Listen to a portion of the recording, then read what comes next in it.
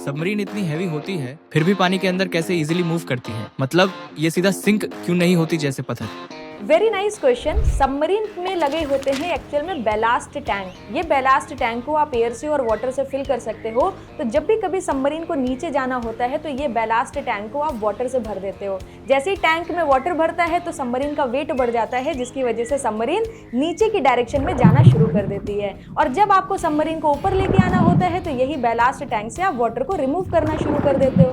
तो सबमरीन का वेट कम हो जाएगा और सबमरीन क्या है, ऊपर की तरफ मूव करेगी। किसकी वजह से? जो बॉयंसी फोर्स लग रहा है फ्लूइड का सबमरीन के ऊपर। इसी के साथ साथ जब सबमरीन को आप वाटर से भरते हो और उसका वेट बढ़ता है तो उसका सेंटर ऑफ ग्रेविटी भी थोड़ा सा नीचे शिफ्ट हो जाता है, जिसकी वजह से सबमरीन को एक स्टेबल इक्विलिब्रियम अचीव करने में हेल्प भी मिल जाती है। तो कभी भी सबमरीन में कोई अनबैलेंस्ड कपल लगता है तो सबमरीन खुद को सेल्फ बैलेंस भी कर लेती है। अब सवाल ये उठता है कि सबमरीन आगे कैसे जाती है और पीछे कैसे आती है। तो इसके लिए आप ध्यान रख सकते हो कि सबमरीन में शिप की तरह प्रोपेलर लगे होते हैं जो सबमरीन को आगे और पीछे लेके जाते हैं।